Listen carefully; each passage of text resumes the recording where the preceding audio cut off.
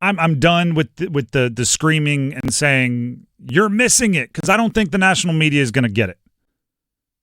They're going to underrate the Canes because they're going to underrate the Canes. They're still mad that they left Hartford. Maybe.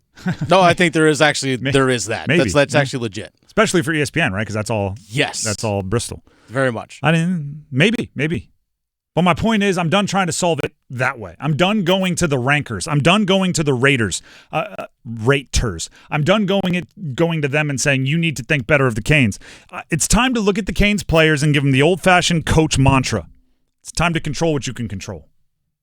If they're going to underrate you, what do you have to do to make it so they can't help but upgrade you?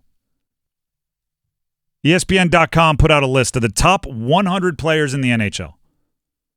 They do this at the beginning of every year. The season obviously just started. It came out a couple days ago. It is the top 100 players in the NHL. I'm not going to sit here and say this guy is underrated. Aho needs to be higher. I'm going to instead look at Aho and say, this is what you need to do to be higher next year. This is what you need to do so you're no longer underrated. Sebastian Aho's locked in at 19th in the league in this particular top 100 list.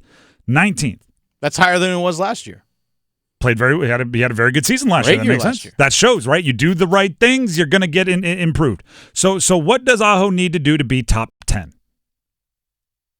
What does he need to do to be seen as one of the 10 best players in the NHL?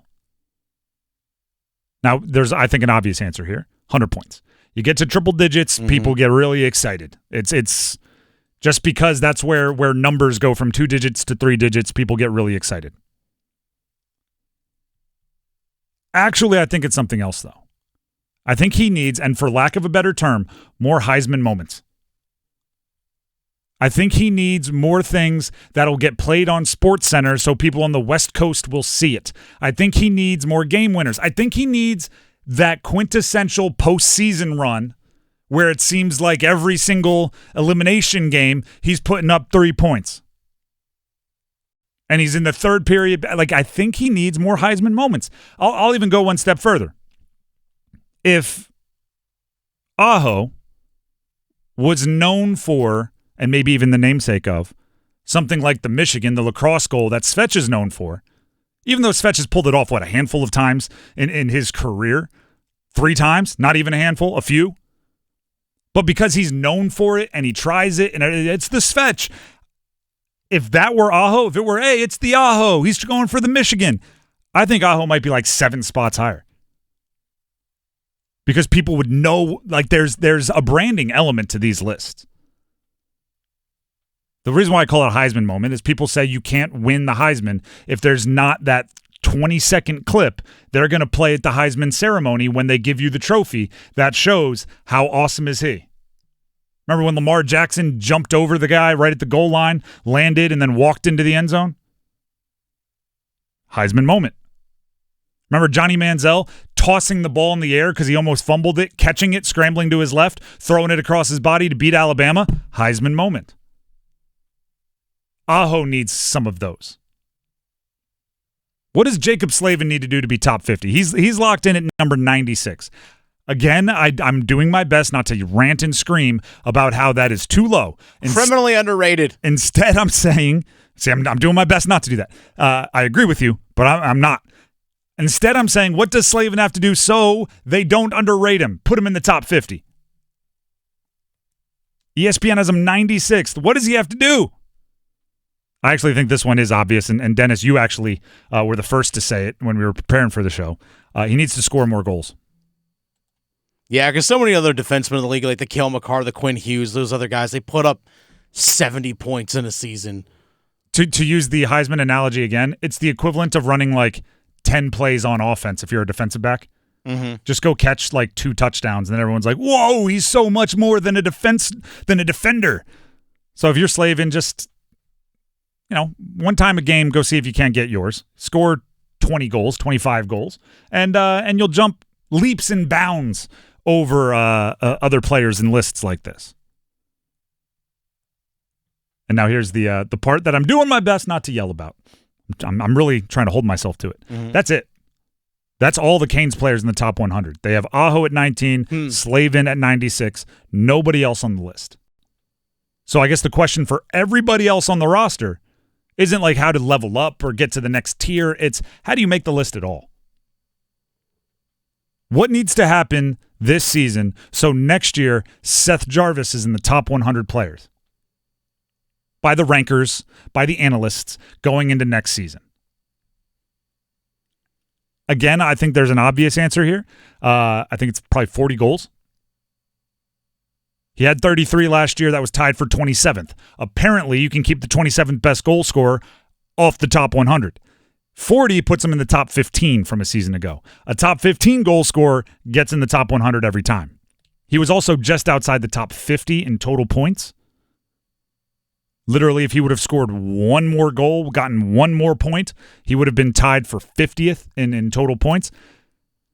So for me, for Jarvis, it's just a little bit more production. I don't think there's as much theoretical or narrative storyline driven. I think people like Jarvis. It's just you need to reach those minimum thresholds that'll allow them to put you as high as they want to. Can Svech make it? He should. He should. Healthy for a full season would be one thing he has to do. Where you got to start. I actually think it would only I think if he had Seth Jarvis's production from last year, Svech would be in. Possibly. I think people can't wait to make Svech famous. I think they're still trying to make Svech happen. They're trying. They really do. I think part of it's because of where he was drafted, and part of it is because there is these all the what ifs of the injuries. I think he's the one player on the Canes that I do think the national media wants to be excited about. I think everybody else they're looking for reasons to nitpick. I do think if Svech is just healthy for a season and gives you 68 to 72 points, I think he'll end up on that list next year because he does feel supported nationally, and I don't know why. That's why it's frustrating to me. I don't know why these players get these reputations outside of the things they do on the ice.